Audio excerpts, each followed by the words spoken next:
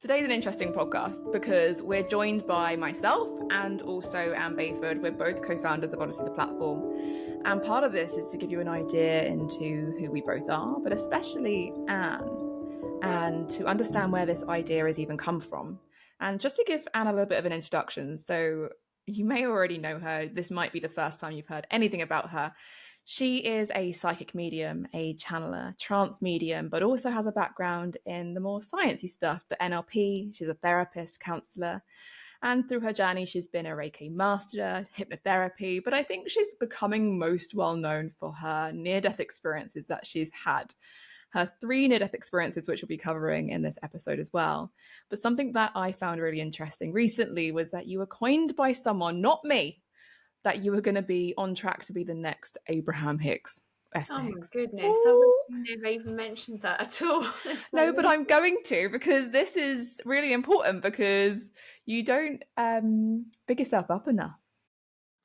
Yeah, because it's not about me, because I don't see it as in I'm the talented one or anything like that. I just feel that I am tuned in, and especially since the near-death experiences, they've tuned me in even more. So I'm just channeling forward the information that I'm meant to be bringing to the planet at this particular time. So it's not a big deal. But yes, thank you for that. I think you're more impressed with it than myself. I mean, of course, it's not many people are put in that kind of category. I mean, we could start anywhere with this podcast, but just to start there, why have you been put in that category? What was it that even made that person say that about you? Oh God, talk about being put on the spot. Oh, I think because I've been interviewed quite a lot around about the information about the near-death experiences. So I've had 3 near-death experiences, and then along with that, then having a brain bleed, mini stroke last year, which on top of it all was like, wow, there was it's almost like stopping me in my tracks, saying, "Come on, Anne, we need to get this work doing." So, yeah, I think I've come very close at different times to like dying. When I was talking to this person, I ended up channeling for them, and they're like, "Oh," and I've had a few other people who I've sat with, and some of the information these individuals said, "Oh, it's very similar to like what Esther Hicks does," and some of the work that I have been doing with them, and they've been interviewing me. So yeah, that's how it came about. But again, it's like I'm quite coy about it, because for me, if I look back over the years, Abraham Hicks, Esther Hicks is something, someone who I used to listen to quite a lot back in the day. And poles apart, would never think that's nothing ever I wanted to do or become or anything like that at all. I didn't want to do channeling. I didn't even know about channeling at the time. It was somebody who had said, I think it was his name was Gordon Brown, that he turned around and said, Gordon Smith. And he turned around and said at the College of Psychic Studies, I said, "Oh, I can feel something that coming to my throat chakra." He sort of said, "Oh, I think you're going to be there's going to be a voice, you're going to be something mechanical." And I couldn't work out what he was trying to say, something from the voice. And I was like, what is he? There was lots of information, which was brilliant, that he was saying. He was spot on. He was really good medium. And I was like, what does he mean? And I understand now that, my voice is my voice box that channels through vocally information that is out there in the unified field of energy. Galactic council come through, light beings come through, you name it. There's a whole selection of individuals that come through. And I'm sort of beginning stages of sort of learning to develop it. I've done it for years, but I'm sort of trying to hone it in a little bit more. But yes, I'm on my journey with that as well. Yeah, and I mean, we will speak about your journey. I still think you are underplaying yourself to a certain degree. Simply because there are a lot of channelers, a lot of trance mediums out there who are doing similar things, but not all of them are being put into this category by people who know what they're talking about. The fields that you're going into, the groups that you're going into, the training that you're doing. But I mean, we'll come to this, because not everyone will get into this and overnight become this. This has taken many, many years to get to. I mean, before we get into all of that, this is also about the platform. This is how Odyssey even came into existence. And it was, am I right in saying this is through the trance work that you started to do as you were progressing on your journey that this idea even came in? So can you take us to that moment that this idea came through? How did it come about? I mean, it's been a long process. If I think of originally, started doing Reiki, going all the way back. I mean, again, I didn't know anything. It's funny. I always feel that I've sort of fallen into some sort of practice, and then like, oh, how did I get here? And then when I look back, I'm like, oh, I perfectly understand this because I believed way back in science. Trained as a counselor for many years, and then, through actually having my near-death experience. It sort of woke me up a little bit more to the fact that there is more than what we see. But originally it was very science-based, counsellor and everything else because of my own life journey, which I'd been on. And if someone came to me and sort of said, oh, they had an out-of-body experience, I'm like, yeah, right. And because I didn't know, I didn't understand. And so I was always putting the chemicals in the brain and how the body works and responds to stress and everything else. That's the angle I came from. But it's literally doing the Reiki, becoming a Reiki master, opening up my energy, becoming more aware. I didn't even know what energy meant at the time at all. And just going on that journey, just traveling on it, and then having that We will go first. further deeper into this, but I do want to get into that question. How did Odyssey come about? Well, When yeah. was that moment?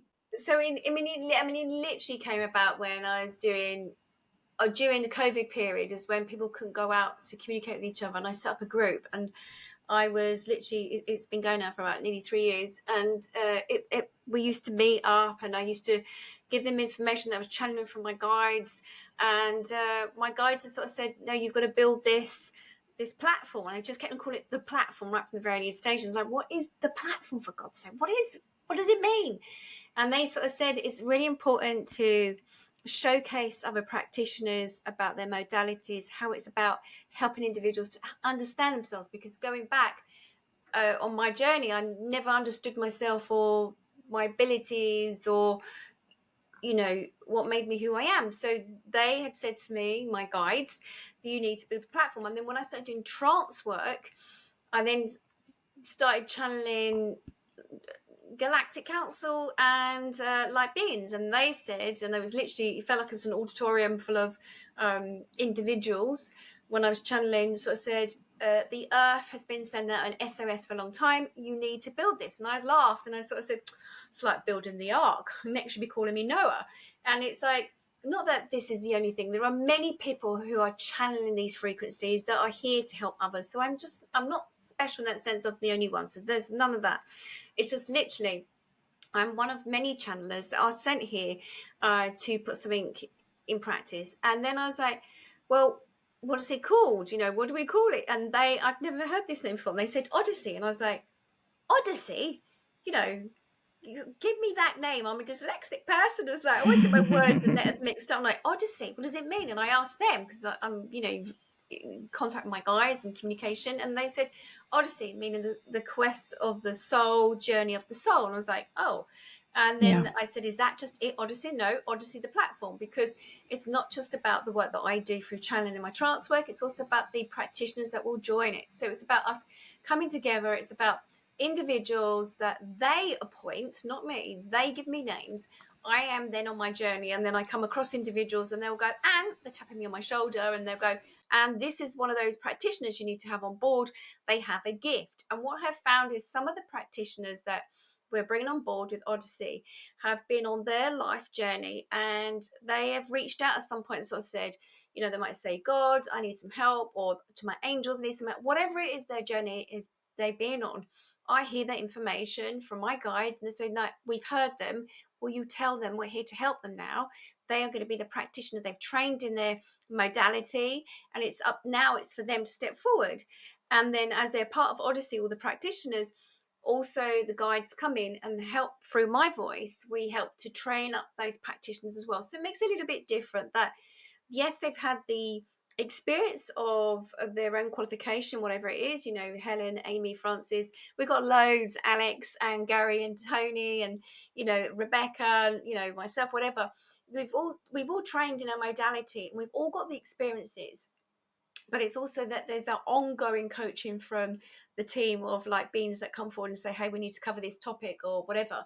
Because it's about those who are here on the planet right now are going to be waking up even more to the fact that life shouldn't just be from 9 to 5, and to discover more about yourself. It's not just psychology. It's more about, really tapping into there is what you cannot see, but you feel there's stuff going on around you in your environment. So they gave me the information and they said, can you build this? And I was like, okay, I'll build it. And then, where do the clients come from? And then it makes sense that through my experience of my near-death experiences, that people are becoming more aware of myself, and then they funnel through into Odyssey and they find the practitioners they need.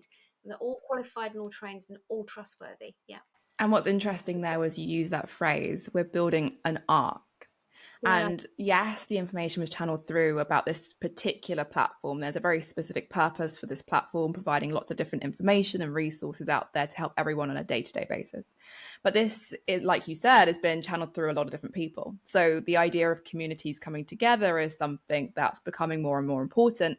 And that's not just being channeled through yourself, but other people, and also coming through different modalities, like we know from human design, which is my modality, that 2027 comes as a global cycle shift. So we know there are big shifts about to happen, and we need those groups of people coming together in this way, right? Yeah, because the biggest thing is about knowing yourself. And I think that was the biggest thing for me growing up and going through my adulthood, to not know myself enough. And through the modalities, numerology, colorology, astrology, tantric, and the other therapists and everything, bring it all together, you get layers of yourself and you start to understand who you really are. Because I think that's, if I look back, that's where I was stuck and confused. I didn't know who I was. It takes a long time. And instead of, they just came in then, they said, instead of getting to that point where you pass over as whoever you are, your identity of who you are on this planet, and then, at the pearly gates, they always say that and they laugh, and you get to that stage and like, right now I need to go through what I learned from this lifetime. I need to go back again now to complete in a new lifetime. Instead of going through that's a long-winded way, they're saying, it's more about then, tuning into your guides, allow your guides to help you through life, looking at some of the modalities, learning more about yourself, so that then you can say, okay, right, I need to look at this now. This is telling me that this is how I think from a human design perspective, or the colorologist, this is what they're saying about me. Maybe I need to learn all this information so I can understand. I mean, when I learned from the numerologist recently that I've got these master numbers, I was like, well, that makes sense of who I thought, as a child, there's always stuff burning inside me thinking I must do something. There's a mission, there's a purpose. Now, learning through my charts, human design, colorology, numerology, astrology, and everything, that I'm learning that, it's written down. It's actually written down somewhere. This is who I am. And this is why I'm here. And this is why I feel it's very important with Odyssey that through the layers of yourself, you go through the layers of modalities to discover more about yourself, how you work and stuff. So now I was waiting for you to come to that moment. Oh, they've just dropped in. I was waiting for that moment to come in because I knew they would at some point. They just drop in. But this is what's interesting. We know it's a good idea for people to understand themselves. And we know from what you're saying right there that once they get to the end and they have to relook at their life and they go, oh, I've got to go repeat the lessons or whatever, we should be here in this lifetime learning those lessons. But there's something quite profound about this moment in time. This is what I really want to get into is, well, why this moment of time? Why are these groups coming together? What is the message that's coming through? Why is life going to get much more wavy? Why are things going to change? And why is it important that in this moment in time, more than ever, we need to know ourselves better? Because we've heard it for many, many years, but there's something quite profound about now. What do you feel? Yeah, I mean, the information I did receive was literally because, if we look back the last couple of years, I mean, even they're going back even further, like the Industrial Revolution, of how mankind has been controlled and managed to some degree. I'm not going to filter them so much, but how mankind has been sort of corralled into a certain field, or sort of like told them, even through the educational the system of how a human should be and how a human should respond and how a human should react and blah blah blah. And we've gone into so deep with the psychology, and we've not refreshed ourselves. It's not had an update. I mean, thank you. They just said it's a bit like the software updates that you get on your phones and your computers. If you don't update, then you lag behind. They just said. So in a way, this has been a massive. Okay, think they just give me the twirly sign on the computer or the phone when you're updating software programming. The looking back at the pandemic for the last 2 years, that was almost like the whirling around. It was like everything was put on pause, things were put on hold. And it had a devastating effect on some people's mental health, psychologically on that side. And I know as a counsellor, and I think that, I was very busy in that side of things, helping people. And the biggest thing that came across was that people were saying, but why? And their lifestyles totally changed. A lot of people lost their jobs, some relationships collapsed. There was a lot of things. So it was a real updating process, like that moment of pause where the world had to stop for that 2 year process. And people are starting to rebuild themselves now. So they're starting to look at, who am I? What am I doing? Going back to the same job, maybe not working from home anymore, needing to go into town, working from the office, which they did the job perfectly well before. Some people who prefer to work on their own, don't want to mix with other people. Some people who like to mix with people find it very difficult. So it was almost like forced upon us that the world had to stop. That's never happened before. And it needed to happen so that humans, mankind, could sort of look at, who are they, where are they, and the intervention of how it happened. Now, the reasons that I don't know all the reasons or what's going on exactly, but what I have been told is that, okay, thank you.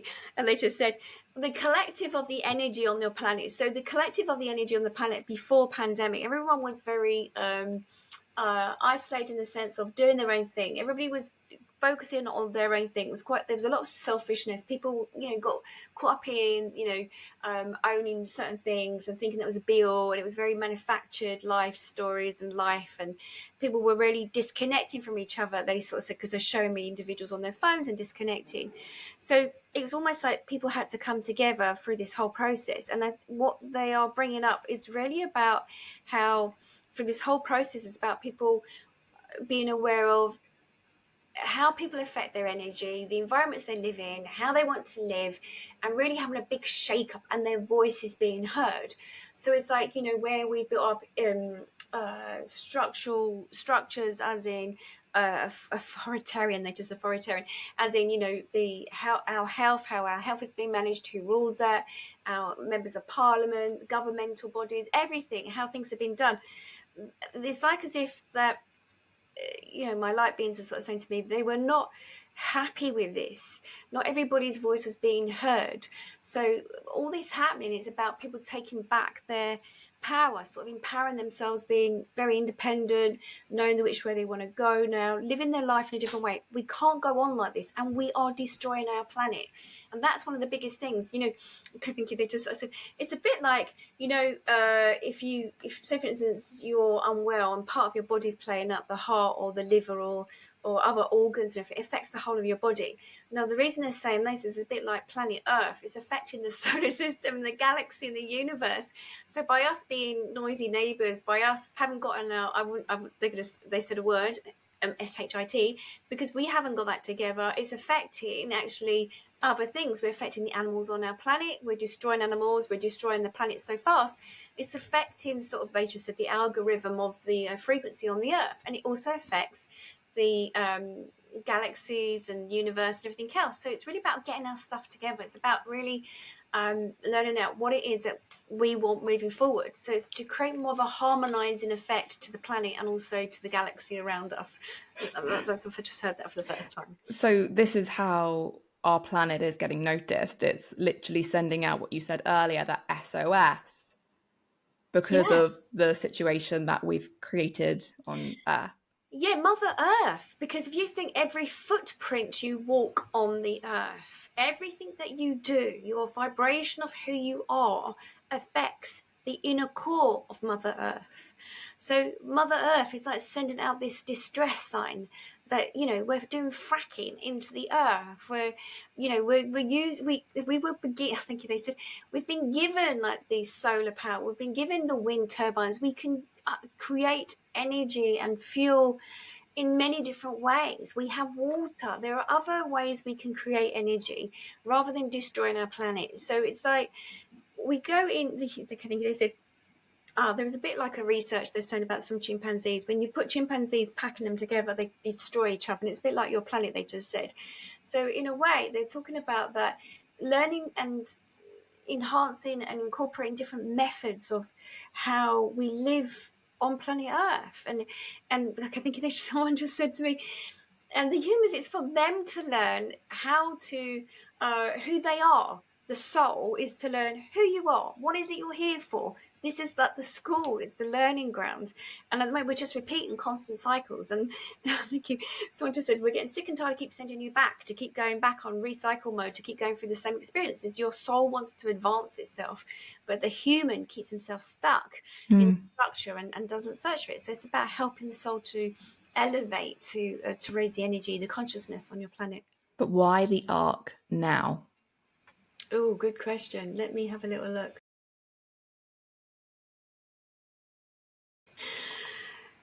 Okay, because moving forward, I can't. Okay, moving forward, all I can see is that in the end, we end up destroying ourselves. The human will destroy themselves through war. This is what they're saying to me. Unless the majority of the humans start to understand each other better, war will prevail, and then you destroy your planet. So they don't want that to be destroyed. So it's about looking at really of making people aware of who they are. Now, it's not like if we think of Noah's Ark, there is a storm brewing. It's not that, it's more about those who don't do the work on themselves. It's almost like their existence, that's it. So it's about doing the work on yourselves. It's about your soul has to elevate. It has to raise itself. It has to be aware. It has to have the acknowledgement of who they are and what you are here to do to make changes. So, yeah, bringing people together so people understand themselves. And it's an interesting thing because you can't force change on anyone, and we're not necessarily here to do that either. And it takes someone, I mean, there is that phrase, and how would you feel about this phrase, that it takes you getting tired of your own nonsense before you start making the change? How does that feel for you? Is that correct in your view?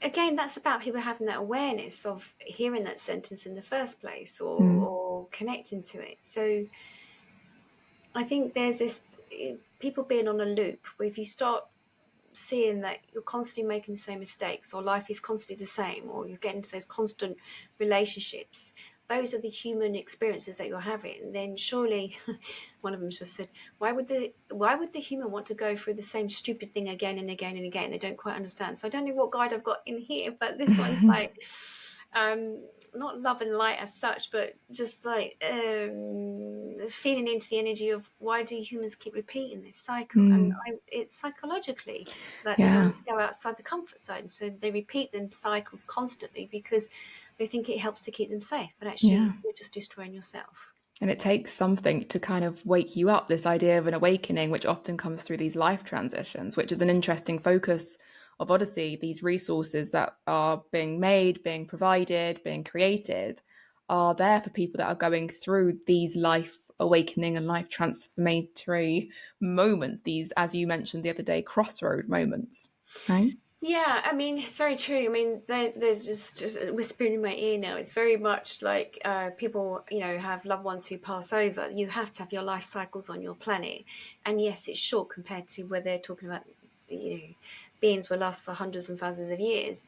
You have to have this life cycle on your planet so that you go through that, being aware of the birth, the death, the cycle in between, the middle bit, and relationships breaking down, and jobs leaving you, and everything else. You have to have that. Those are those shocking moments that hopefully you stand there and you go, oh, what's happened? Why has this happened? And then you readjust and sort of like reevaluate what's going on for yourself. Some people like to bury their head in the sand, but that's fine. That's their soul progression. That's where they might want to be. But yeah, it's those moments where you get to the crossroads in your life and you go, do I really want to go down the same avenue as I've done all my life, or do I want to make change? So yes, Odyssey, as long as, Odyssey brings you some of the practitioners, and they're worldwide, there are many practitioners that are doing their thing as well. But this program that we have, that's the platform, yeah, I'm just channeling directly from them and what they want to say about it and how we can help individuals. My question to you is, who are you channeling right now?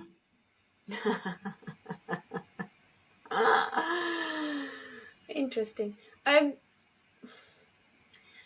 So I have my guides that come in and they sort of bridge the gap. They bridge the gap to, link. Okay, they like the word linking. They sort of link me to Light Council. And Light Council is really the wisdom of the ascended masters. So ascended masters would be like Jesus, Buddha, and those who've done their work on the planet and want to continue to help Earth.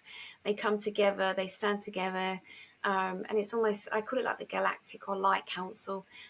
So they're light beings, light meaning the energy beings that all stand together. They flock together. It's a bit like all the planets have their wise souls who've lived on the planet and go back through time and also future time, and because there's no such thing really as past, future, sort of the Time is present. timey-wimey, yeah. Yeah. It's all at the same time. Yeah. And we can look at this at another time, but they are the wise souls that they have learnt so much and still want to come forward with the information. It's not that you die and that's it, it's done.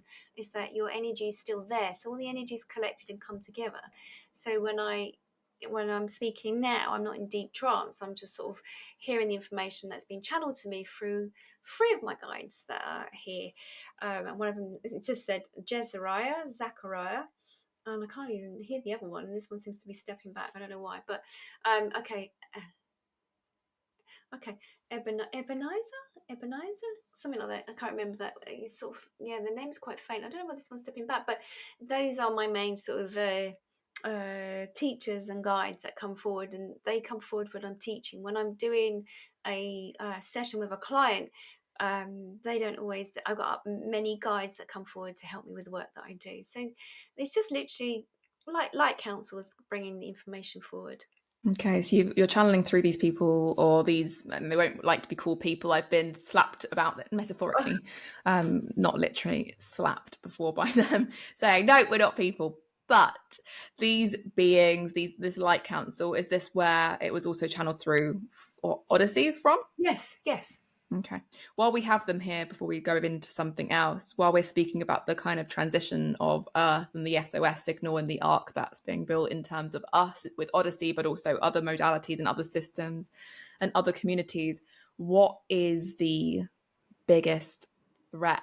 And there's a reason for this question. What is the biggest threat to humanity at this current time of this global cycle? One of my guys just turned around to the stupidity of mankind, thinking that they are supreme and they know everything. This is the stupidity. The thing is, this is a topical thing because when you say the stupidity of mankind, there's a lot of talk about AI at the moment. So there's a lot of talk around whether this is stupidity of mankind or if it's going to be a good thing. I mean, is AI a threat because of humanity's stupidity or because of whatever? Only those who are inputted into the algorithms of the human mind and the questions that will be asked to it. So, not seen as a threat as such. It's a shortcut to information, but it depends on those who then have the input into it. So those who ask the question, it's to be kind to it. It's to take time with it. It's growing. It's like a newborn baby. If you feed it your rubbish, it will speak the rubbish. The stupidity around that it's going to take over is incorrect. The superior is the mankind to some degree. We say this slightly because also there's a stupidity of the human mind. But there's many that do not understand how much the human brain can extend itself. And the human just tends to think that it's just extension of the human brain within the skull, where there's more energy than this. There is the dimensional shifts that energetically go on with the individual. The stupidity on your planet at this moment is that people just think what they see of the human vessel is all that makes up the individual. Many of you are imprisoning your soul purpose and not moving forward with it. Many of you feel that there's only so much you can achieve. There is endless bounds that you can achieve, but through the psychology that you have been fed, spoon fed, that you feel that there's only so much you can achieve. Through the Odyssey was so that you enable clients to come forward so that they can learn that they can achieve anything they wish to achieve. They were meant to come here. There is this amnesia once the human is born and tends to forget once they come through the birth canal that what they have achieved in previous lifetimes. Now, previous lifetimes of the soul, the reason why you don't always come through with all the information is because then if you approach the other individual that was with you in a previous lifetime, that you would like fear them possibly if they had done wrong to you in a previous lifetime. In this lifetime, by bringing them forward, is for you to then re-go through the same situation or similar situation for the human, then to decide that you must make a conscious shift from them and to learn and to grow. Instead, you get hanged up, the humans, and keep going around in a loop. So it is about the human learning. There is many layers to them, and there's much more that they can achieve. Your brain can expand a lot more fuller than any human can. It's just that they need to learn that there is many dimensions and many realities, and it's very similar to that, how that one human being, when they have a conversation with one person, thinks that's how they see themselves. It's not. It's the individuals that are in your life, your parents, your caregivers, your colleagues, people in the shop down the road, how people see you and how they interact with you is how you see yourself. So if you want to improve the friendships, if you want to improve your lifestyle, is to improve yourself first, and then you will attract that energy like for like. It's all about energy. That's all it is, as simple as that. Thank you. I see that was completely tranced, channeled through. Sorry. Give you a moment to readjust. Yeah. I do want to pivot though, which is a nice part to pivot to. I want to pivot to your story, and we're talking about awakening and life transformations and things like that. A question that I have for you, and specific question, is when did you realize that you first had psychic abilities? Okay, I didn't. It took a long time. Let me think. When going back, I knew it was funny because I had a conversation with my mum not so long ago, and I remembered even going back to when I was a baby in a nappy. And she goes, "You couldn't have remembered that. You were a baby." And I was like, "No, I remember that." So, like the safety pin being pricked onto my belly as she, buckled up the safety pin in my towel sort of nappy. It was really weird. I mean, she always said when I was young, when I was in the cot and I was a baby, my cot used to rock, and she saw the image of her grandmother. Now, she's very scared of all this stuff, so she has the abilities but shuts it all the way down, which is fine. So she can see spirit, or she did used to see spirit, but she shut it down. Now, for me, it was normal in the sense I thought when I was younger, I could hear animals talking to me. I thought everyone could hear animals talking to them. I didn't realise, actually, no. And then it was only later on that I started picking up on information from people's bodies if they had cancer. So very young age, I started seeing things. And then I got into my teens, and my mum had said to me, you've got to stop telling people that you can see people around them, like their loved ones who've passed over, because that's not what they can see. Even my sister remembers like having an invisible friend, my mum used to call it, playing cards at night. So she was young. So we all have that gift, but they didn't want to, they got quite scared and they didn't use it. So from a very young age, and I think, we're from a very young age, and I could see things that were likely to happen and to come. So prediction wise, so those psychic abilities happen from a very young age, 5, 6. I could see that. The mediumship came a lot later. Well, no, there was mediumship. I could see individuals and I could hear them talking to me. But I think really when I was in my teens, it was driving me up the wall. And then when I was told by my mum, if you don't stop, they're going to lock you away in a mental asylum. And then I actually did get locked away for a very short time in a psychiatric hospital because I said I could hear sounds of people talking to me and couldn't see them. So they did lock me away for a very short period. And then I was like, well, how do I get myself out of it? And then all I heard was the voices saying to me, say to the doctors, you can't hear us anymore. And I was like, so I did. I said, I can't hear anything. Like, after they gave me some medication, I said, I didn't take the medication. I said, I can't hear anything. I must have been having a stressful period. And that was really when I was about 18, 19. And then I shut it down for as long as I could because I didn't want to know. I wanted to be normal, as they say. And it was literally, the accident, getting knocked down by the car, that really sort of said, stop trying to put this to one side and pretend you can't hear us. You now need to work in this field, which was very scary. Yeah, just to go back to that, it's interesting because psychic abilities, everyone to some extent will have abilities that are psychic, and it depends on how much that you want to go into them and how much you want to develop them and how much it comes out, because everyone does have intuition of some kind. They pick things up. We're all kind of connected with energy and things like that. Now, there are some people who will be in similar situations than you, whether they are really, really young right now, or whether they are in their 20s or in their teens, or whether they are having an awakening at the moment and they are not feeling accepted by the people around them and made to feel like they are weird, kooky, woo-woo, whatever the words they want to use. I mean, for you, because I think it's interesting for people to hear that even you, who's been coined as the next Abraham Hicks or something like this. I see you rolling your eyes. People that are listening can't see that, so I will say that you're rolling your eyes at me. But as someone who is in that field, you also came from that place where that wasn't being accepted, that wasn't natural, normal, and you were being kind of segregated from society in that way. How, I Yeah. mean, what was the impact on you with Yeah, that? I mean, it's a good question. I had depression. I remember at one point I was very suicidal as a young teenager. I think I was about 17, 18, and did try to commit suicide because I was not being accepted. I thought I was going mad. I thought I was absolutely going crazy. Didn't realize it was about being psychic or medium because I hadn't really heard that terminology before. So I was like, oh my God, I'm weird. I'm not like anybody else. Why am I hearing all this sound? It was very scary. It was a very scary place. And that is another reason why Odyssey was created. I'm very passionate about, helping those who feel almost like lost or, oh God, okay, thank you. They just gave me a tarot card with the hermit with the torch or holding. I don't do tarot, but this is what they've just given me. Mm-hmm. And feeling alone. The idea is, there are other people similar to yourselves. And I think they just said, being psychic and intuitive. I mean, the intuition, or there's on Odyssey, the platform website, there's something I gave a talk about that recently, a conversation about being intuitive. So there's information that you can listen to.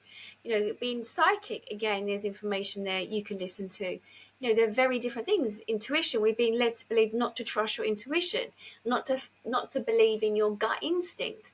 If as a child you might turn around and say something to your teacher or to your parent and they say, don't be so stupid, that's not what's going on, blah blah blah. So they doubt you straight away, so then you start doubting yourself because you keep hearing it constantly. Being psychic is picking up on the energy of things that are to come and the blueprint of the individual, what's going on. So it might be that you meet somebody and you can feel something about the individual, they've gone through something. It's okay. It's okay to feel that. We are meant to feel that. If we look at animals have the natural intuition in them because they know when there's a storm about to brew, because they can feel in the energy. There's a change in the atmosphere, change in the temperature, the wind and everything like that, working with their intuition. So they might not see the storm coming, being psychic, but they can feel into the energy of it. That and natural intuition, that's what we've got. So if you're then told by everyone around you, no, don't be silly, no, you're a bit weird, whatever, it can leave you like your mental health. And that's what actually happened. My mental health went zero. So hit rock bottom. And then you end up imploding internally within yourself. You feel that you're the only one, no one can understand you, and it isolates you, which is the worst thing. At what age did you start fully embracing, not because of why, but at what age did you fully start embracing and fully accepting and feeling accepted by the people around you? When did that kind of happen for you? Feeling fully accepted. Well, even today, I don't always want to put out there what I do because some people won't accept it, and that's fine. That's who they are, and whatever.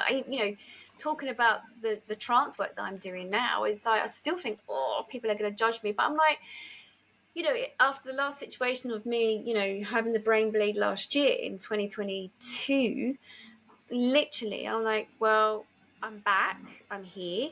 Cancer Scared 2023 in January, the whole month was taken out. I'm like, well, obviously I'm meant to be doing this. I've got to get on and do it. And, judge me or not, this is my reason I'm here. And it's like, well, while I'm here, I'm just going to do it. And I know people won't accept me. So it's a journey. It's a journey with yourself. I tell you what helped me most was literally, and this again with part Odyssey, it's like the more that I learned about myself, my skill set, who I was, I started becoming more and more comfortable with it. And even now at the age of 55, I'm still learning to be comfortable with some things in my life. And this is our life journeys, to learn in different modalities of self, different strengths and weaknesses. So could I give you an exact date? No, I couldn't, because I'm still going through it with doing the trance work. It's my deep trance. I've been doing it for a couple of years now, but I'm still at the early stages of really allowing working very closely with Light Council. So it's an ongoing process constantly. It's an interesting point that people might look at you and be like, oh, she's fully embraced like all of these different parts of her. But I guess it's always this ongoing journey. And even at the age of 55, so, when you were a child, you didn't feel fully accepted. Yeah. Throughout the middle of your life, you weren't fully accepted. And now, would you say that you've changed the people that you're around? Would you say the people that you surround yourself with has had an effect on how much you embrace it in yourself? I think the difference is that as a child, you're being told, no, that's rubbish. They can't see it, they can't feel it, so you must be talking like you're lying. I know I've heard as a child certain members of the family said, no, you're lying, and that's hard. And I think in my 20s it was like feeling a little bit different, a bit quirky, and also in my teens I'm feeling very, very odd, feeling very different. I think in my teens I was embracing the oddness in a way, but I kept myself quite isolated. I didn't have lots of friends. I think through having the children, like yourself, Rebecca, usually it's me that normally drops the mum bomb. This time it was you. How interesting. I've been good. Having children, it's like I could talk about, give you stories about fairies and start talking about magical things. So it was okay to say it, with the children. And then I started learning to be comfortable with myself. Now, the biggest thing for me was like I had depression a lot of my life, and I thought it was my enemy. Actually, it's not your enemy at all. It's the shadow part of yourself, and embracing that, because that's where all the work needs to be done.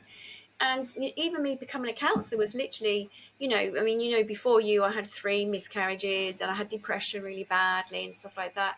And then you were born, and then I had a little bit of postnatal depression, but it was okay. Being in a relationship that wasn't fulfilling, that again, they didn't help. Then another miscarriage, and then I had your brother, and then with your brother, it brought up a whole can of worms of other things that were going on. I remembered I'd been sexually abused as a child, and all the other things that came up when the birth of him. And I had postnatal depression so bad I couldn't hold him, I couldn't touch him. I was in a mother and baby unit, and you were there too for 2 years. We were there daily, going there, helping me to learn to hold him, thinking that he was going to die and all the rest of it. And then I couldn't breastfeed him. So I later trained to become a breastfeeding counsellor, and then I could help other people. So I understand now that my journey of my life, like all of us, when we come across something, actually is to help us to then to go and to help everybody else as well. It's like we embrace it fully. So the more work that I've done on myself through when things have been released, that things have come up in my life, when I've looked at therapy, that's really helped, and I've looked at to understand myself better, then it's helped me in the work that I do now. So really, I'm a firm believer in the sense that to feel accepted, not that I don't care if I'm not accepted really, but knowing myself better. So every layer of life, every experience that we go through helps us to learn to know ourselves better. And we may need some assistance with that. So that's why, like with the therapists, they're not regular therapists on our platform. Yes, they've trained as counsellors and therapists and coaches, but they are very soul-led as well. So they know there's a bigger plan than this. So that's why, with Odyssey, having the layers of the helpers, the practitioners, and why they've been brought forward is because they've lived life too, which is really important. So, yeah, my whole journey has helped me to understand where I am now. I look back and I understand exactly why they wanted me to go down the science avenue first, to learn all these things, and then to go down this avenue where I'm at now to help others. And we talk about these life transitions and things that were happening and things that get brought to the surface, like triggers, and having kids triggered you in a certain way, and like all of these different things. What would you say is one of the biggest shifts that you had to make recently to align closer with who you are, and was that a challenge for you? Oh my God, yes. It was to step out. It's quite emotional. I feel quite tearful, but it was to step out and to step out a long-term relationship, to be me, and to embrace the fact of who I really was.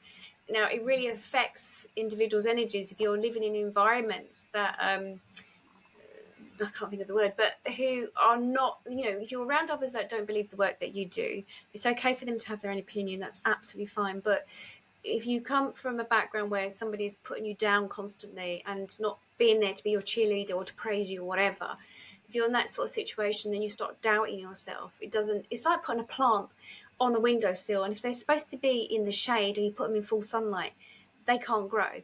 Or they grow, but they don't grow to their full potential. And for me, it was that I needed to step away from a long-term relationship that I had, and I realised meeting that individual who I was at that particular time, that person was perfect for me at that particular time.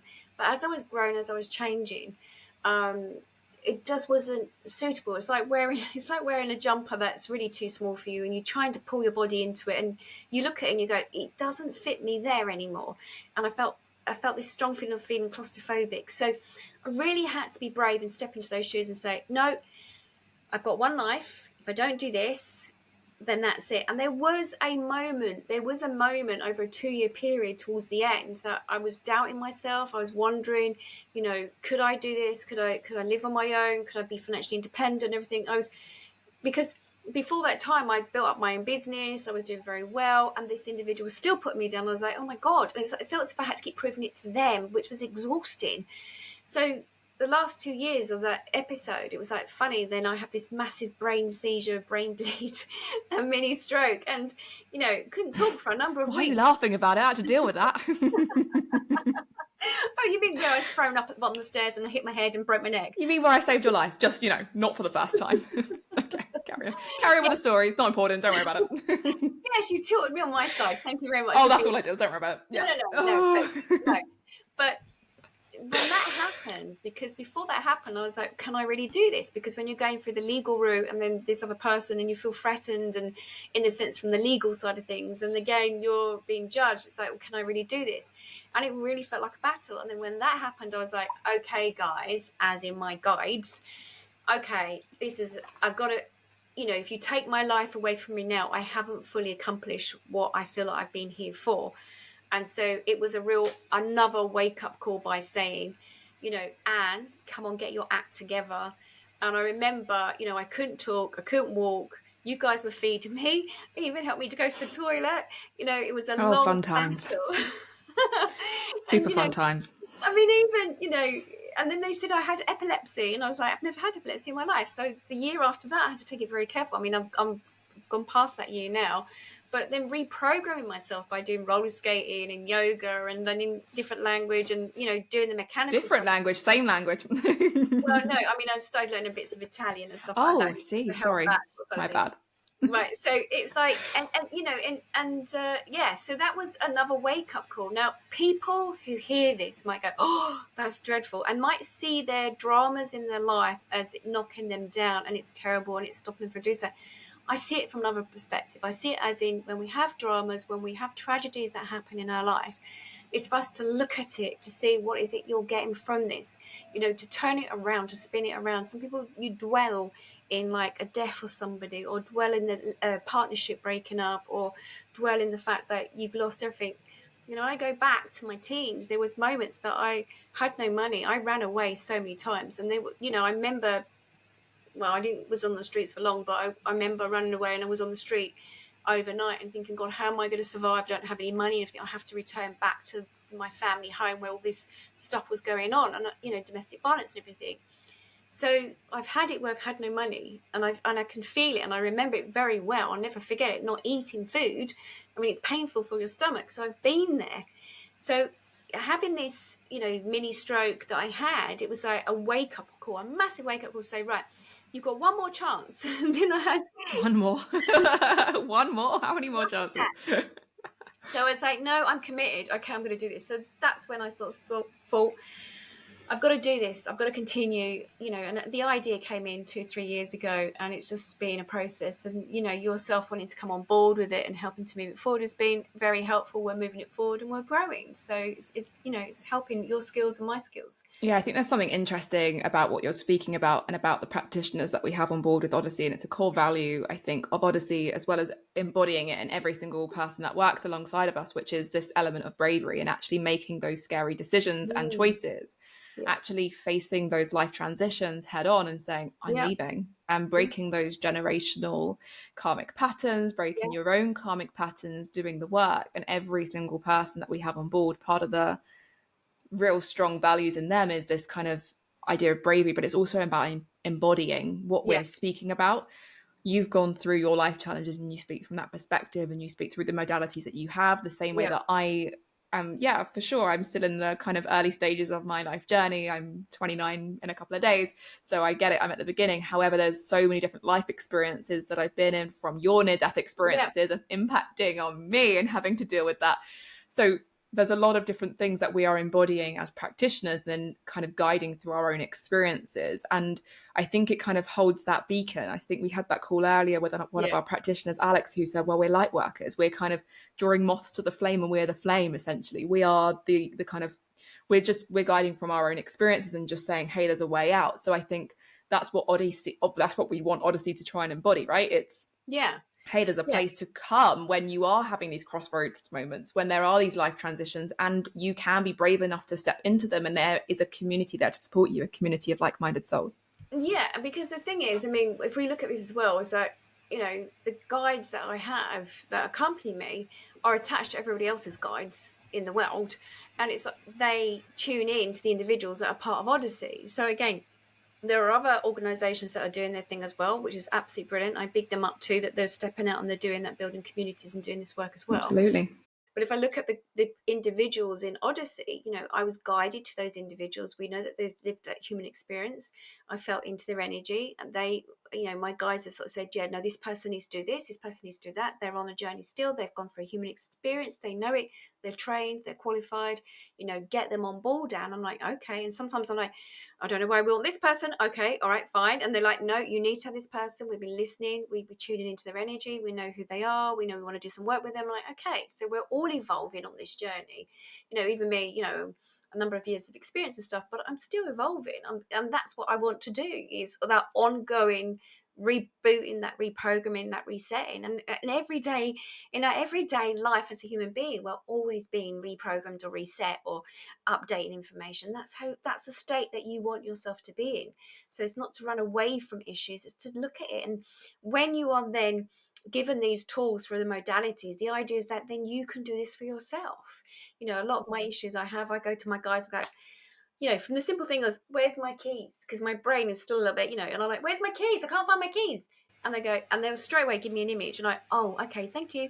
Or to the really big issues that I might have going on in my life. And then straight away they give me the information. And the idea is to bring everybody up to that level where, you know, you don't have to be in therapy for 20, 30 years. That, you know, you can have the therapy sessions, you can learn how to tune into your intuition, because then you have that relationship with your guides. They can connect to you. So instead of watching the news and sort of listening for the news updates and knowing what's going on in the weather or around the world, the idea is that you tune in to your guides and they give you the latest update, what is meant for you. And so you don't get scaremongered by other people adding extra bits in to say this is a disaster. No, instead you get your information straight from your guides. Yeah, it's trusting yourself and your own intuition. Yeah.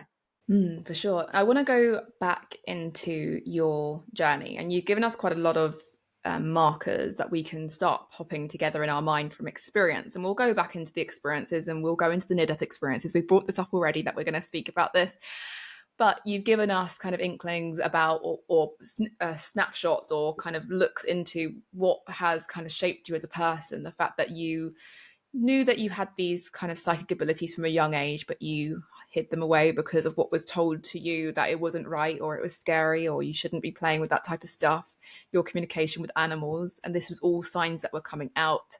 How you were put into that psychiatric hospital for a little while and had to deal with the kind of thought processes around that. How you then went into a relationship, had several miscarriages, was dealing with postnatal depression and going through that process. And then more recently, because I guess there's a big gap in between, which we'll speak about in a moment, but then more recently leaving a long-term relationship so you could step into more of who you are.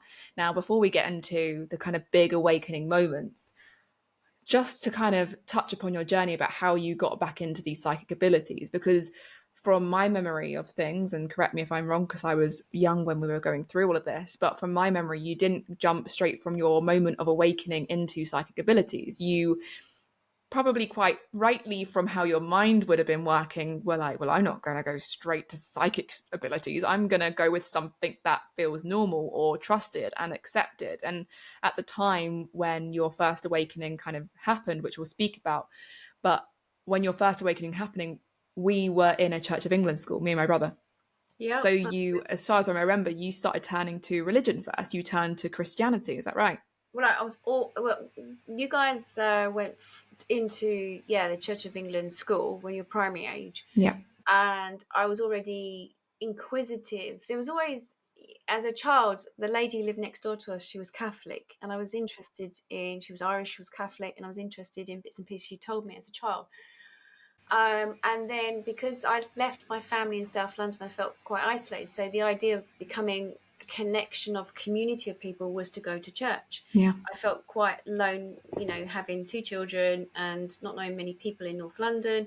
So I went to church, and then also, your nan, she also come to church with us as well. So I'd had that before the accident, and I went to Bible classes, and I was like, oh, I want to learn. It seems Then so strange to hear you talk about like going to Bible classes. I But, know, right? yeah. And I was learning about the And Bible. now you channel Jesus. It's fine. Don't worry about it. Shh, don't tell everyone. Okay, fine. No one heard. It's fine. Don't worry. No one's Carry on. listening. No one's listening. And then I was asking questions. I was like, well, who wrote the book? How My do we know mate Jesus. Sorry, I'm going to stop.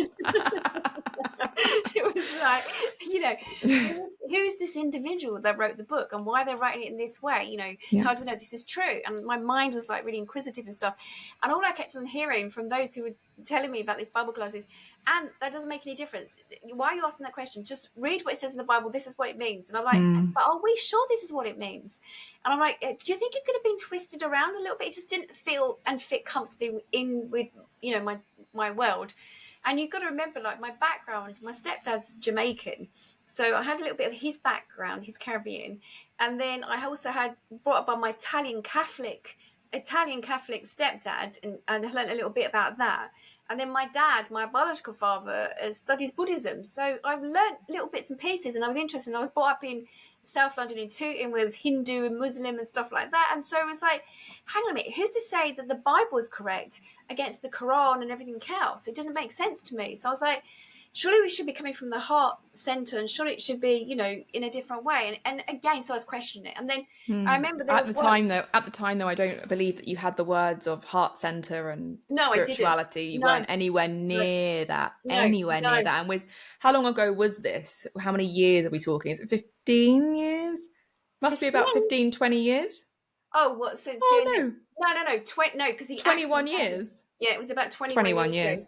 So wow. Before then, it was 21 years ago, you were not spiritual in the slightest. No. But what it was is that what I didn't understand was that being part of the church, I remember saying that I saw this homeless person in a shop nearby, and I remember saying to the vicar at the time, I said, can we not open up our doors at Christmas time so that these people can sleep here? And he said, no, because they might steal things that we have here. And I went, but I don't understand that. I said, surely what is ours is theirs, blah, blah, blah, blah, blah.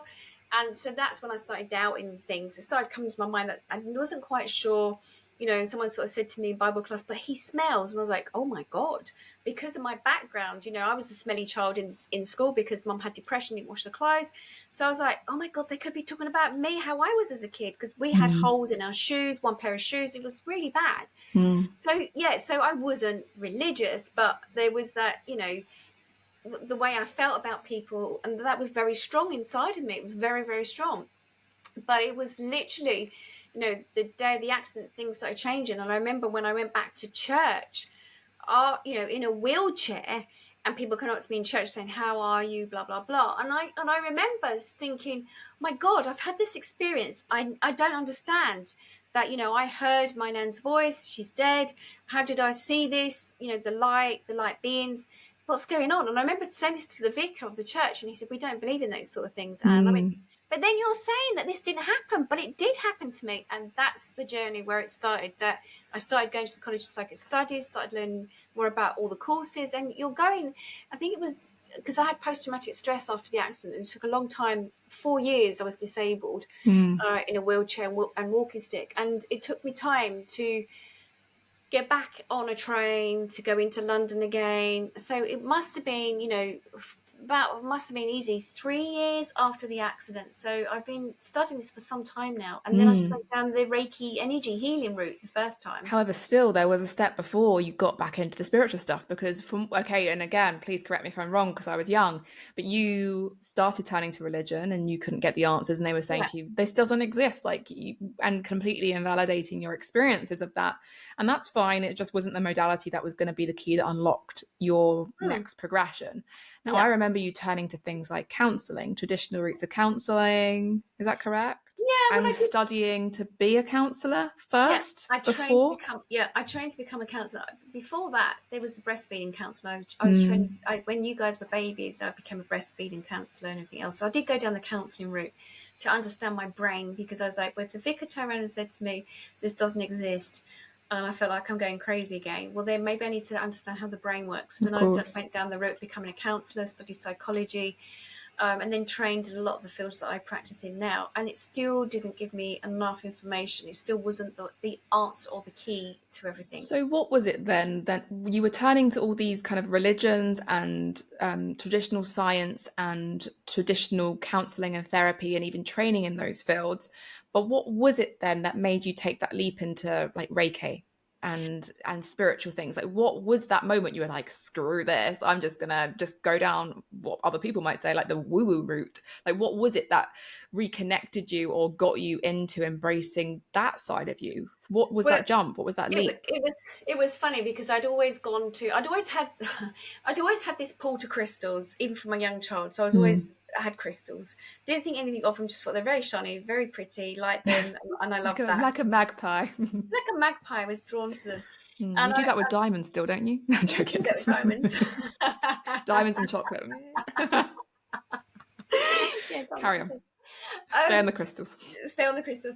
And I was always interested in crystals, and crystals were my thing. But also, I was always interested in history, and history was a big thing for me. And part of me is like, I kept on having like memories or flashbacks, shall I say. There was stuff that kept on coming to my mind in dreams and all the rest of it. And I started reading about dream books, and I looked at astrology books. It was Russell Grant, I can't remember his name. He was an astrologer, and I remember looking at his astrology books. I was trying to understand myself from the astrology point of view, still couldn't understand it. And I was like, what is going on? The crystals, as I say. And there was bits of history I loved. And then I started reading books by Brian Weiss, Many Lives, Many Masters. This was a long time ago. And I was like, you trained with him in the end, didn't you? Yeah, I ended up becoming one of his practitioners. So that's what I do now as well. And I just kept on picking up loads of books, then listening to Esther Hicks at the time on YouTube. And I was like, I never thought that that's something I would go into. But little did you know that seed was being planted deep within you 20 years later to be here. Yeah, so I started listening to things like that. And it was just literally, I needed to understand myself. That was the biggest thing. I wanted to know myself, understand myself better. And I was starting to understand myself in many layers. And I started realizing we're not just about science and stuff and psychology. There's other things out there, and there's more things. So it was literally, I remember I went to an open evening at the College of Psychic Studies. And I remember listening to loads of people. The first time I went there, a friend of mine, she was with me, and it was 80 people in the audience, and I can't remember his name now. Gosh, he'll go crazy. He pointed at me in the audience of 80 people. I was chewing gum, and I had a white shirt on, and he went, "Yes, you." And I was like, "Pardon?" He goes, "The blonde lady in the audience, I'm talking to you." And I turned around, and my friend's nudging me, and she goes, "It's you, silly." He turned around and said, "You're going to be a consultant of the College of Psychic Studies, and you're going to do this, and your voice is going to be able to chant and everything." I was like, "Oh yeah, right." And I was like, "Oh, here we go." And I ignored it. And then, was there a part of you that knew it deep down, or was there a part of you, or was it literally like, you are bonkers? You are bonkers. That's what I thought. And then I went downstairs. There was another meeting going on, and it was the open evening at the college. And the guy downstairs said the same thing, pointed at me, and I did the same thing. He goes, "Yeah, you chewing gum." And I was like blowing bubbles at the back. It was very, whatever. I look at it now and I laugh. And she said, "They're talking about you. And what's the chance that two separate meetings on the same night, different people would point you out, and they were getting messages to tell me." And this is when you were in like your 30s, right? Yeah, in my 30s. Yeah. And then literally, I then thought, okay, let's have a look at healing. I didn't know what I was going to become. Mm. Let's look at healing. And then I went to City Lit and trained as a Reiki master. And I remember my tutor, I was doing the energy over the body and everything. I went, oh, I can hear this. I can hear about this organ and I need to do this, I need to do that. And she went, that is not Reiki. That is something else. I think you better go to the College of Psychic Studies and study. And I was like, You got pointed back. I got pointed back to the College of Psychic Studies, and then I trained in numbers of different fields, looked at tarot, looked at astrology. I'm trying to point in my mind when this fitted in, which was we would go through the city of London and you would tell us not just like made up fairy tales, you would tell us like gory ghost stories that were actually proven to then be real. We didn't have to go and buy a tour at like any venue. No. We would just take you around the streets, and sometimes it was just not welcomed, to be honest. I think we're quite traumatized from those experiences. You didn't want to know about the plague pits or where someone got murdered or Jack as victims. You didn't want to know that. Didn't want to know those things. However, that was kind of forced upon me. However, I'm kind of joking. Did that come before you went to the psychic college, or did that come afterwards? Like, were you already picking up these things, or did you start picking them up once you started developing your skills? There were some moments before I went to the College of Psychic Studies that I started having like flashbacks in my mind of there were bodies buried. And I remember taking you guys into London. This is before the College of Psychic Studies. It was like, oh, okay, what's this? It was like, oh, I can feel something. There are bodies buried here. And then I'd literally say to you guys, come and follow me. And we'll go. And you must have been about 9, 12, something like that. I don't know. One of you was whatever age, or 10 or whatever it is. And I'd say, come over here, because I could sense it. I could feel that there were bodies buried there, and it was plague pit. Yeah, and now when you do that now, we go, no, you're on your own. Feel free to walk down that path by yourself. We know, we've learned. We've really learned. And so, yeah, I've picked up on many murders, and I've had many victims that have spoken to me. And then when I started going to the college, it really tuned me in more. It was sort of made me aware of how I can develop my skills. And so, like now, I've worked on murder cases or finding bodies around the world or animals or whatever it is. Yeah. Yeah, and it's quite fascinating. So through that whole experience of you turning from religion into counselling, into therapy, into all these different spiritual, but also still traditional methods of counselling and therapy and coaching, you've now got this rather random mix of skills, which is also something that we really embody within Odyssey as well. The fact that we want mix of modalities to come together because actually they really help each other. So you have things like neurolinguistic programming and Reiki master and hypnotherapy, as well as psychic mediumship, and and then you've now started developing the trance and channeling, which is only coming over the past few years, where you've really started tapping into those abilities. So again, your skills are developing all the time, right? Yeah, because the day that I died the first time when I got knocked down by the car, it's like I had access to the Akashic Records. I never knew what Akashic Records meant. And through standing there with the Akashic Records, now I might have a client that comes to me where they know, thankfully everybody's word of mouth, and they know the work that I do, and for YouTube and everything else, that they know that when they sit with me is that I've got guides here that will interact with your guides. I've got the loved ones that are connected to you.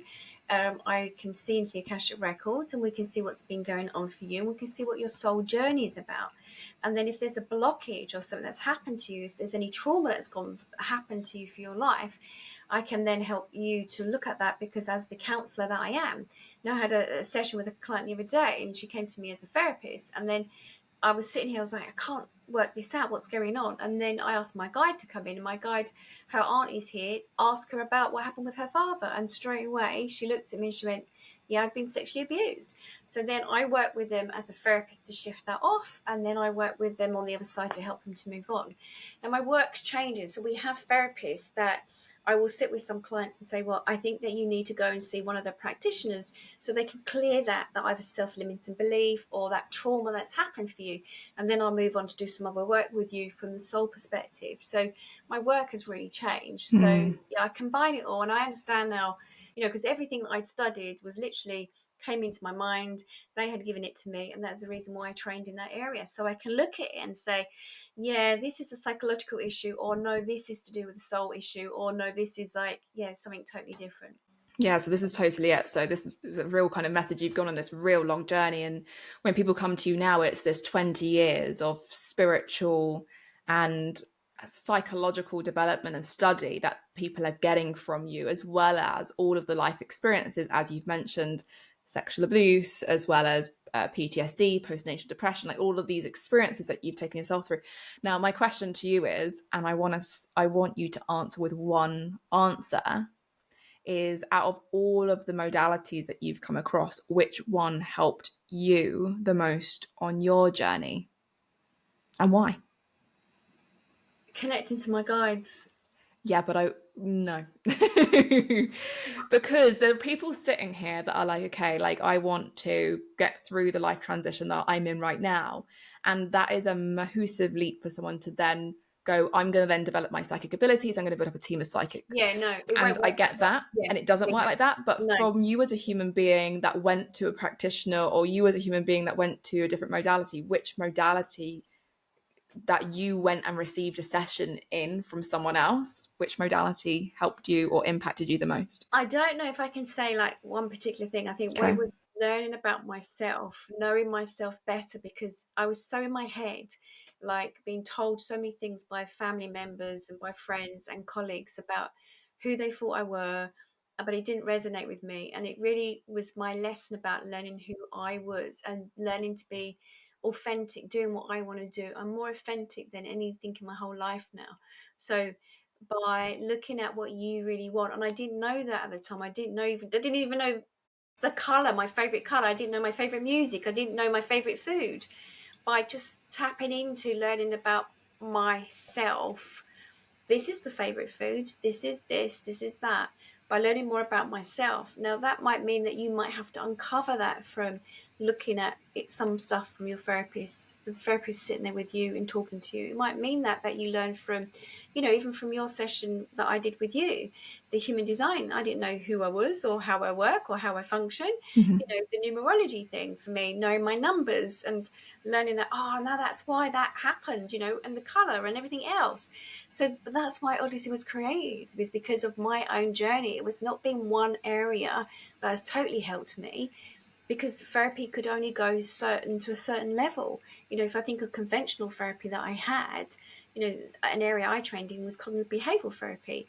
But for my clients, when I was a counselor, it didn't work the whole thing for that whole person. So, and that's why I now understand why I put it all together with my clients. So with Odyssey, you've got practitioners here that specialize in their own field.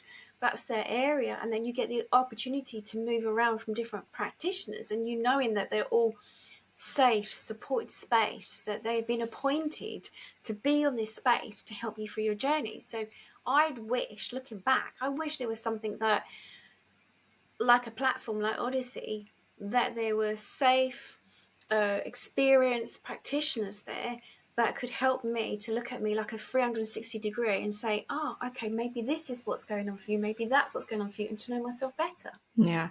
And I guess what's great about Odyssey is you don't have to go looking for the different modalities and trusted practitioners within those modalities. What's quite nice is you literally go there and you go, okay, I'm just going to have like a smorgasbord of all these different modalities, and you get to just test them all, like taste them all, and figure out which one really resonates with you at that moment in time, which is essentially what we've both done on our journeys. What modality sits with us the most in that particular moment in time, because there isn't one right or one that is wrong, or one that is better or one that is worse, but it is whatever resonates with you. I know when I speak to people with human design, some of them come to human design and then leave it for 5 years and they'll come back to it, and that's completely fine. There is no judgment in that. It's just it doesn't fit with them right now. The same way people come to me and speak about human design now and they're like, it just doesn't fit, that's fine, off you go, because it's not the right time. And it might be numerology, it might be tarot, it might be color, it might be anything like this, right? So I'll let you off the one modality that helped you the most. You're welcome, don't worry, I'm just feeling very nice. But we have been walking around one of the points here, which is your big awakening moments, and I have kind of purposely left it until the end to really speak about it, because I didn't want it to be the defining thing within this. What's quite interesting is the world is very interested in your near-death experiences, and you're getting a lot of attention on different interviews about them, and they'll come out, or they'll look at it from their point of view, and we'll look at it from our kind of point of view. But definitely what has shaped a lot of your experience and your life are your near-death experiences. Now, what was interesting for me, I guess, from a human design perspective, from astrology perspective, was that a lot of your, well, the first near-death experience, how old were you? Oh gosh, I can't remember now. I was 35 or 37, something like that. I can't think you remember. were younger than that. So after a bit of quick math, you were 32 years old when this happened. Now, what's Right. interesting for me is this really falls within your kind of Saturn returny kind of age, and there's something within your human design chart which picks up that that's going to be a really significant part of your life and your world, this kind of around 28, 29, 30, 31, 32, that kind of age range. There's a big defining thing that happens for you, and that was your kind of big crossroads. Oh God, that's not a nice word to say with this. Your big transition kind of period, and the thing that really awakened you and set you on your path into your personal discovery, right? Before that period, I mean, what were you doing before that period? Were you happy in life? What was the Oh, situation I before was your first near death? miserable.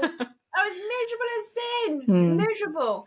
You guys, you were 7. Your brother was 5, and yeah, I wasn't happy in the relationship, and I felt squashed, and I really was discontented with my life. I was working for a charity in London, and I remember I was rushing constantly, and I felt so annoyed because when you two, if one of you was ill, then the other person won't go and collect you, and it was all down on me, and I felt I've been pulled in different directions, and I just thought, the kids have just gone to school now. I'm trying to get my life back. I'm getting into a proper job, no longer just working at schools as, volunteer teaching assistant. And I remember I was really unhappy, and I was like, working in admin, which is not my forte with computers. I'm quite creative. And it was frustrating, and I'm really unhappy. And constantly kept on thinking, I want to leave him. I'm not happy. I don't like where I'm living. And that was going back then, even, before you guys were that age. I wasn't really happy at all. Yeah, and it took quite a big moment to really shake up that life. Now, a lot of people say there are often little kind of breadcrumbs up until that moment, or signposts, or inklings, or something that is saying, hey, change something up, or here's a sign and you need to listen. And if you don't listen to those little pokes, then you end up getting a big shove. I mean, was that the case for you? Did you have any of these little pushes that you just were like, well, I'm not going to do anything with that? Well, it's funny because I always seemed to be ill.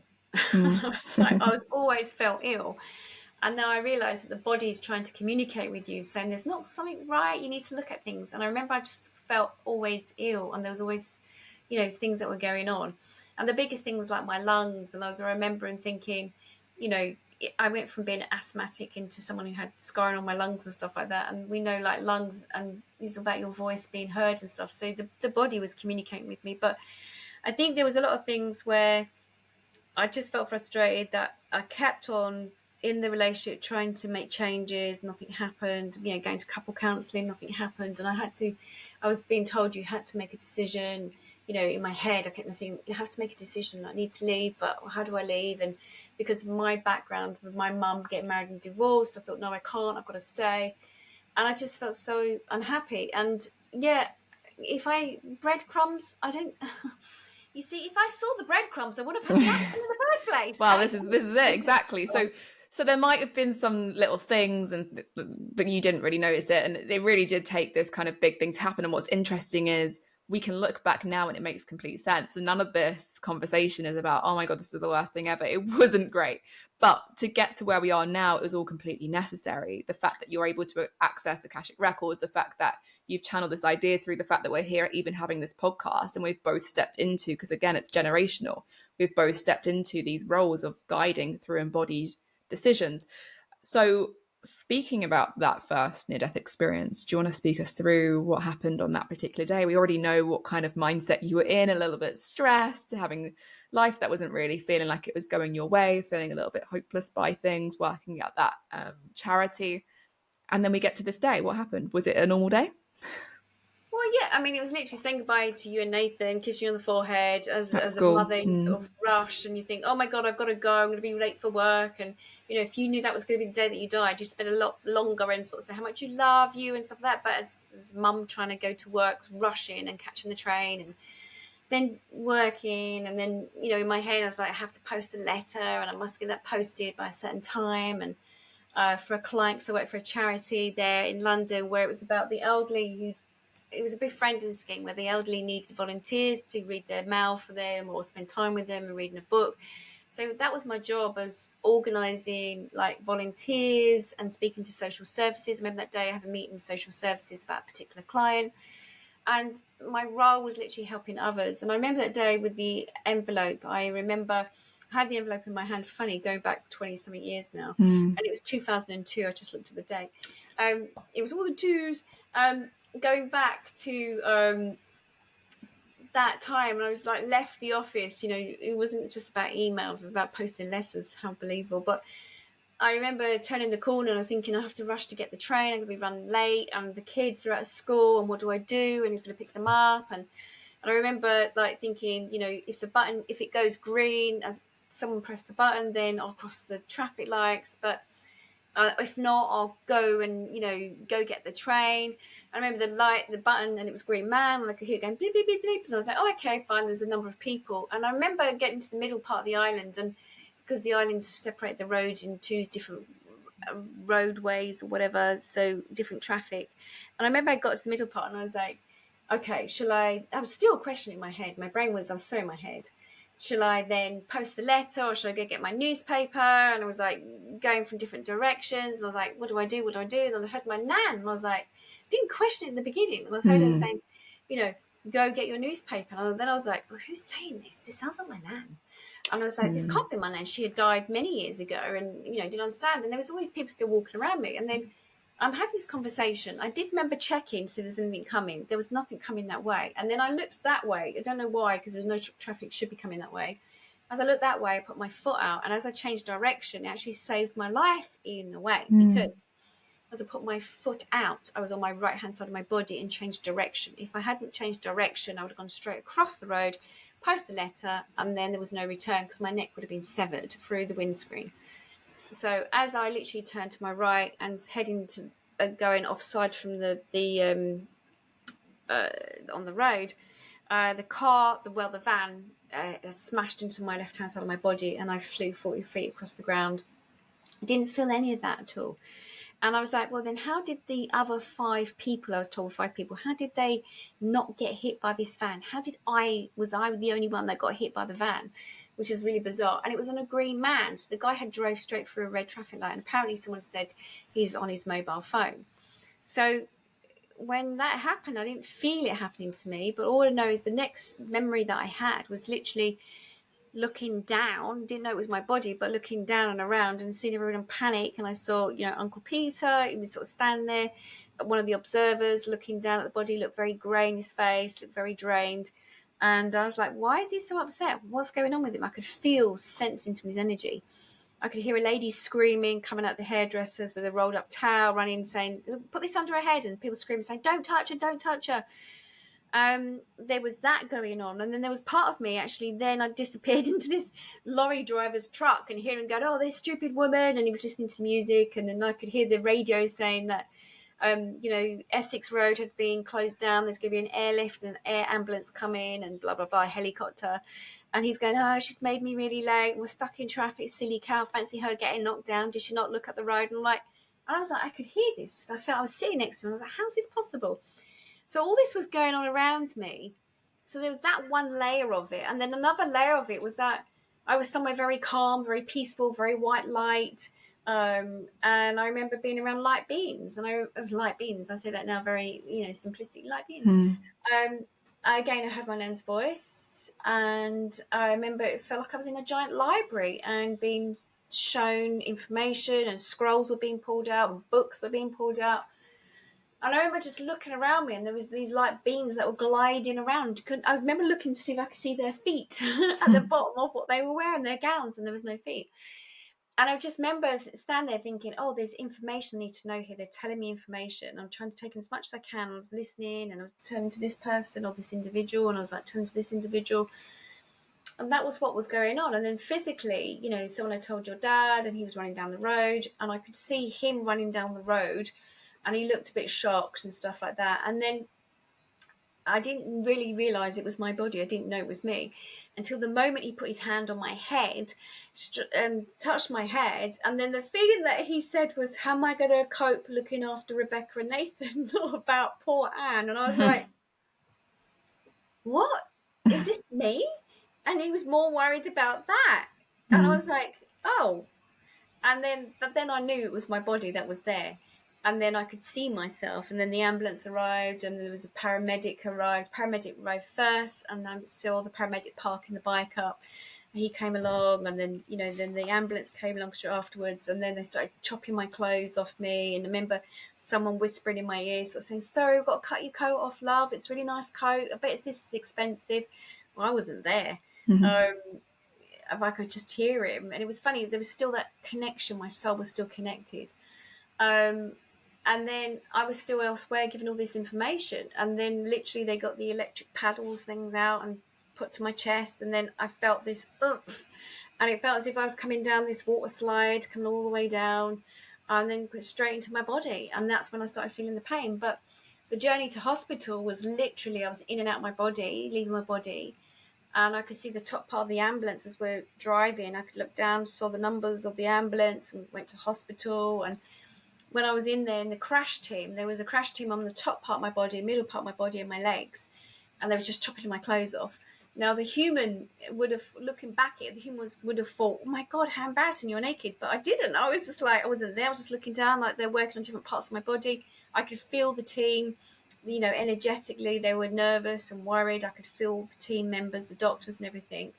And the rest is history. As I say, I was then in hospital for a little bit. I was in and out of consciousness afterwards. It changed my life.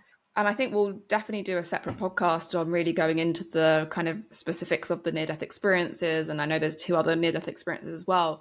I think the real message to take away from this part of your life-changing journey in terms of your soul awakening and your self-awakening, I mean, it's such like a oof kind of moment when you were crossing the road and you had a choice between going straight across or turning left or right. And hearing your nan's voice, which we would now say is kind of spiritual guidance from someone that was kind of protecting you, whether you want to call it an angel or a guide or a spirit, whatever you want to kind of say, that person or that spirit, that kind of being, before I get slapped again metaphorically by someone or something, I'm just doing it again, that was the moment that kind of saved your life. So it's kind of like, you're going to go through this, and it's got to happen, but we are going to save your life. And you were resuscitated. You did die at the scene. You were resuscitated. You did have your near-death experience. You were explaining. What was this? I think they said it was 6 or 7 minutes. That 6 or 7 minutes, yeah, which is enough time to be like, okay, yeah, you need resus. Oh my gosh. Anyway, so it was just interesting how it was kind of a big moment in your life that changed so much. But instead of them kind of letting you carry on along your path, they kind of switched you across, which put all of the impact on your right-hand side rather than being all throughout your body. So it's interesting. Also, the fact that now you are working with these different modalities, and it wouldn't have happened without being able to access in a near-death experience those things like Akashic records and light council and things like that during that experience, right? Yeah. I know from when we're speaking about other practitioners, and again, it's not saying anything's good or bad, but the way that you work is very, very different because you've been kind of given the keys to those scrolls in some ways. Because you're not just been trained to read the scrolls, you've been literally given access because you have been there not once but 3 times. So it's interesting how she's got like a loyalty card. She basically has the keys to the house. Let's just hope it doesn't happen again because it's stressful for everyone involved. But essentially, and because we will go into another episode, because I know we're a little bit tight for time because we're fitting in a podcast in between different clients and such like this.